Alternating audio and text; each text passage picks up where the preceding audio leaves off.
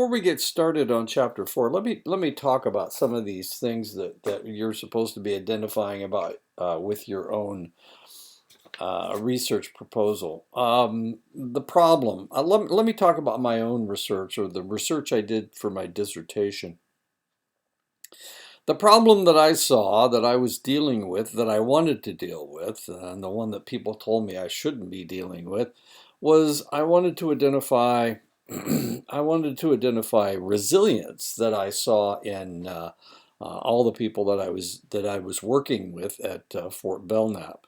Um, People kept telling me, no, you need to identify a more serious problem, and what I saw was that there were a lot of individuals who had had problems in the past, and they had somehow been able to survive and to flourish, and I figured it had something.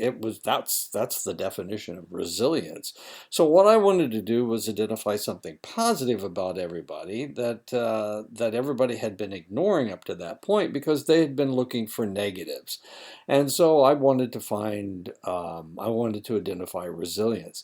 And that one of the reasons I wanted to identify resilience was because they had had a spate of suicides at different levels, at different ages in the area on the reservation. And I knew that by identifying a positive instead of identifying all these negatives, the crystal meth that they were having a problem with, the alcohol that they were having problems with, the marijuana that they were having problems with. By identifying the positives, I thought maybe we could negate some of that. Maybe it would give people a more positive idea of who they were and what was going on with them.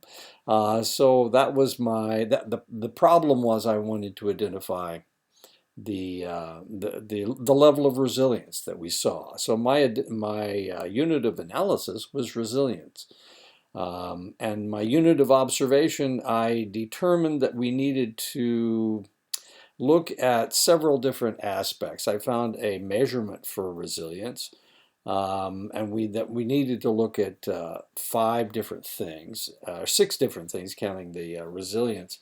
So my units of observation had to do with the resilience. I needed to identify age. I needed to identify level of education. I needed to identify gender. I needed to identify the level of trauma.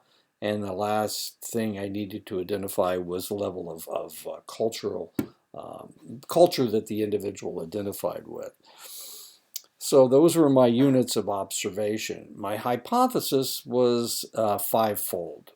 Was for five, yeah, it was fivefold. My hypothesis was that the older the individual was, the higher their resilience level.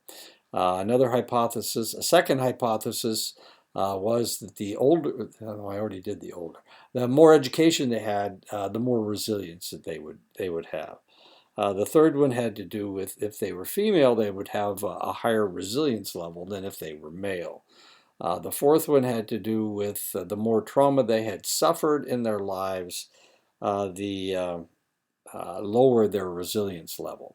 And the last was the higher their cultural identity, the stronger their cultural identity, the higher their resilience score would be. So I had five hypotheses. And of course, a null hypothesis is just the negative of that. So my null hypothesis were fivefold again, of course, because you had to have a null hypothesis for every hypothesis. My null hypothesis was that age would not affect the resilience level. The second was that gender wouldn't affect the resilience level. The third was that what are we talking about?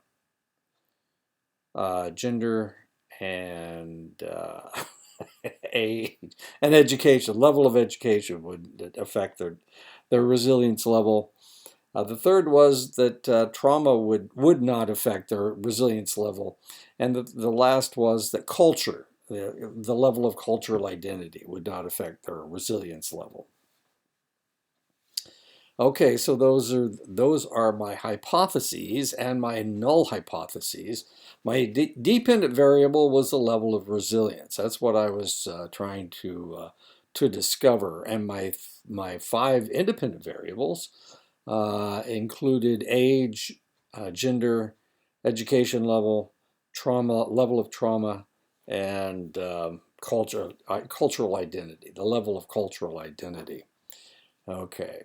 Now there was an ethical problem, and the ethical problem had to do with the fact that they were very wary on the reservation of doing research that might turn out negative. And the reason they thought it might turn out negative wasn't that they thought that that the people on the reservation weren't resilient. The problem was that they were afraid that the instrument would not be accurate. And there was not a lot I could do to convince them that it would work. So ethically, I was not able to do the research on the reservation. I had to do it off the reservation. But because of the towns and people that lived off the reservation, the individuals that identified as indigenous, I was able to accumulate enough people to measure the resilience level of the indigenous populations off the reservation. I did not use anybody on the reservation.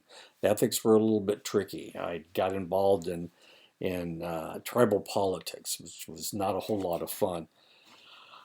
Okay, well, so that leads us through chapter 3 or through week 3, and we're gonna deal with ethics in social science research right now, and we will talk about research design, data collection, and population in the next week. So let's go ahead and get started. Okay, and next week I'll talk about my research, and then I'll talk about another piece of research. Ethical issues may arise from a variety of factors. Research problem, the research problem itself, such as genetic engineering and determinants of intelligence. These are things people don't like to talk about. A setting in which the research takes place: hospitals, prisons, public schools. Procedures required by the research design, participants' exposure to conditions that may have negative effects on them, the method of data collection, covert participant observation, like in the Milgram experiment, kinds of people serving as subjects. Poor people tend to be the subject of a lot of research, or children, and of course children have special protection, as we will find out. Type of data collected, personal information. So if it's personal information and you're talking about being raped, you're talking about an encounter that you didn't want to occur. This is personal information that most people don't want out. Tuskegee syphilis study. In 1935, a group of researchers from the U.S. Department of Health piloted a study to observe untreated syphilis. They recruited participants from the rural South who were primarily uneducated, and they were black. The study lasted until 1972, though penicillin was invented to treat the disease in 1945. These individuals were not treated, so they were allowed to have syphilis. During the 40 years, participants were neither informed about nor offered penicillin. An investigatory panel determined that the Department of Health, Education, and Welfare had failed to acquire informed consent from the participants and never offered the participants penicillin. This is a famous study. It came out in the 1970s, and people were appalled. And this is what they were drawing blood from these individuals to see how advanced their syphilis was. Obedience to authority study. Stanley Milgram, we talked about Stanley Milgram before, conducted a study to test how long people would obey orders. Ethical criticisms included participants were under a false impression that they were harming another individual. The participants were allowed to suffer stress, which led to panic attacks, breakdowns, and even seizures. The study produced no outcome that benefited the participants. As the results became known, the participants potentially felt guilt about the lethality of the electric shock. The experiment could possibly undermine the participants' trust in authority. And of course, this is part of the Milgram experiment. They did several different experiments. One, the authority figure was out of the room when they were doing the shocking, and that was a little bit easier on the participants because they were able to disagree with the authority figure. It was easier when he was out of the room. This is the one where they were actually holding the individual's arm down to the electrode, the electric plate. Recent cases of falsified data. Dutch psychologist Diederik Stapel fabricated data used in some 30 published research articles. Harvard biology professor and primate researcher Mark Hauser investigated for falsifying data and misreporting his results on the sound recognition patterns of monkeys. In early 2020, Surgisphere, the makers of hydroxychloroquine, falsified their research data promoting the anti-malarial drug as a cure for COVID-19. Unfortunately, President Trump had already touted the drug as a miracle cure, and because of Surgisphere's falsified data, there are still people out there that, and I just read an article a couple of weeks ago about a congressman complaining that hydroxychloroquine wasn't available for people suffering from COVID-19. In this county where I live, in Clinton County, Iowa, there's an individual who is petitioning the medical community to stock hydroxychloroquine for COVID-19 treatment. As weird as that sounds, despite the fact that now we know that Surgisphere falsified the information, and that hydroxychloroquine does nothing at all to COVID-19. There are still people out there that don't believe it because of falsified reports. Research that employs some degree of deception as part of an experiment has become commonplace because it offers methodological and practical advantages. Researchers sometimes collect data without the knowledge of the observed individuals, and some investigators are not always scrupulous about guarding the confidentiality of survey data. Social scientists face a conflict between two rights: the right of the scientist to conduct research and contribute to knowledge, and the right of the individual research participants to self-determination, privacy, and dignity. This conflict is the essence of the ethical dilemma of social science research. Research involving human participants should be performed with the informed consent of the participants. According to the U.S. Department of Health and Human Services, researchers are required to obtain signed consent forms from study participants who are to be placed at risk. The guidelines: participants should know that their involvement is voluntary at all times. They should receive a thorough explanation of the benefits, rights, risks, and dangers involved in their participation in the research project beforehand. Reasons for informed consent derives from both cultural values and legal considerations. It is rooted in the high value we attach to freedom and self-determination. Regulations and laws have been enacted in order to guarantee that individual freedom has been preserved. Informed consent shifts part of the responsibility to the participants for any negative effects that they may experience in the course of the study, and simultaneously reduces the legal liability of the researcher.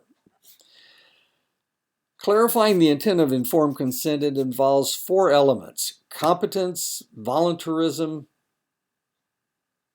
full information, and comprehension.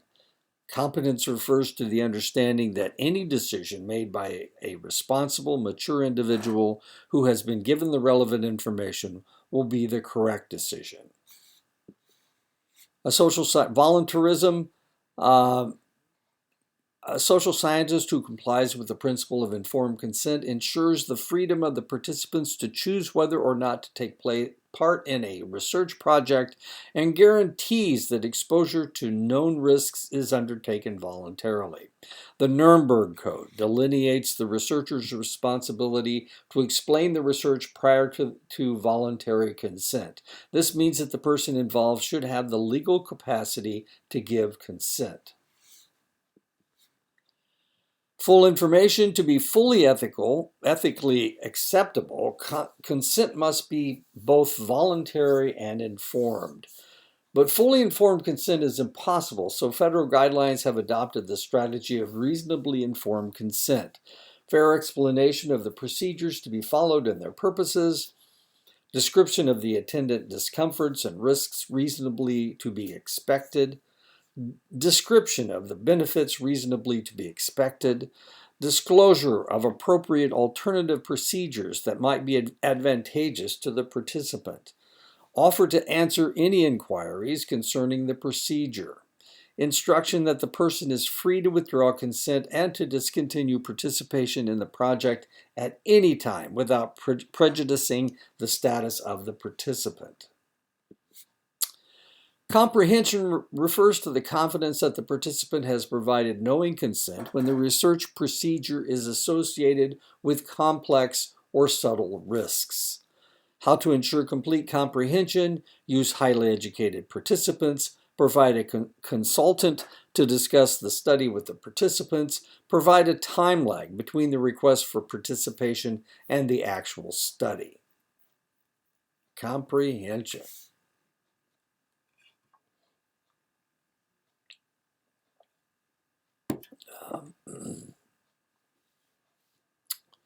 Informed consent is not always a necessity. Informed consent is not a universal requirement for all social science research.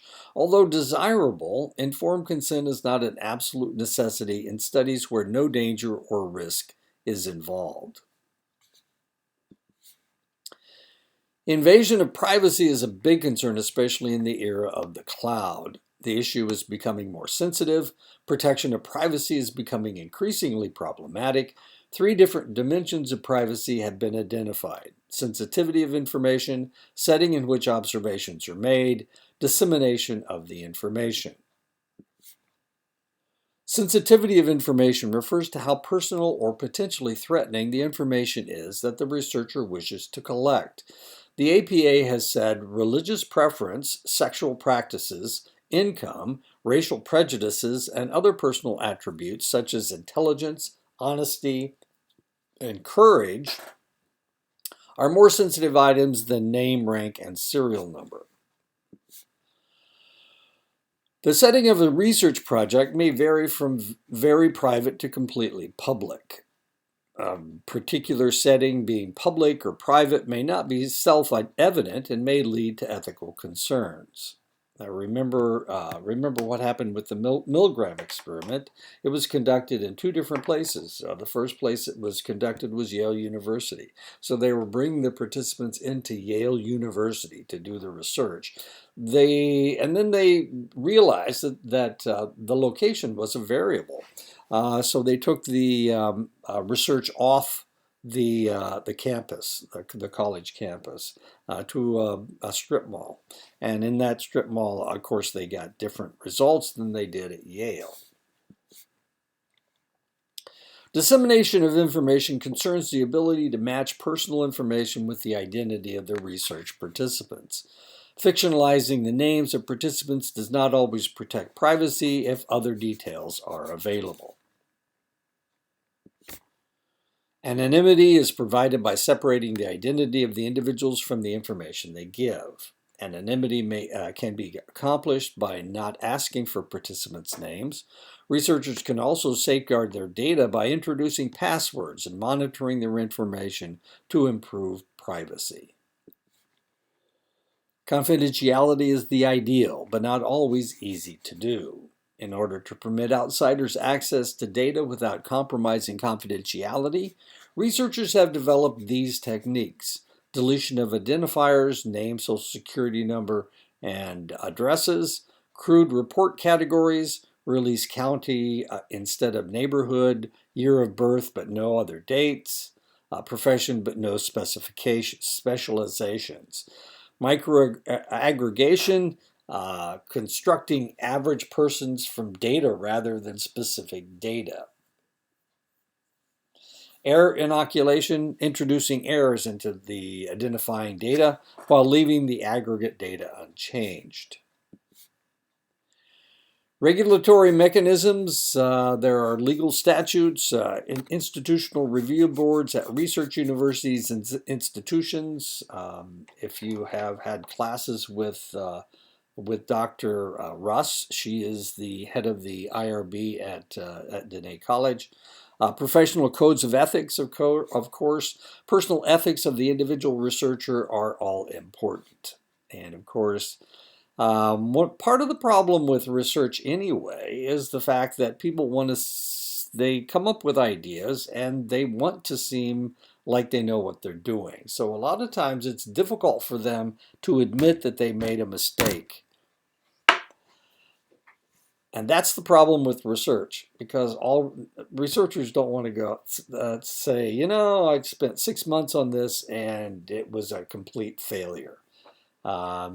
Most institutions that are looking for good researchers don't want to find people that admit that they failed.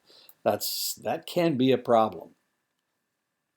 But that's what needs to happen in research. Sometimes you need to know what didn't work so that you can find what did work.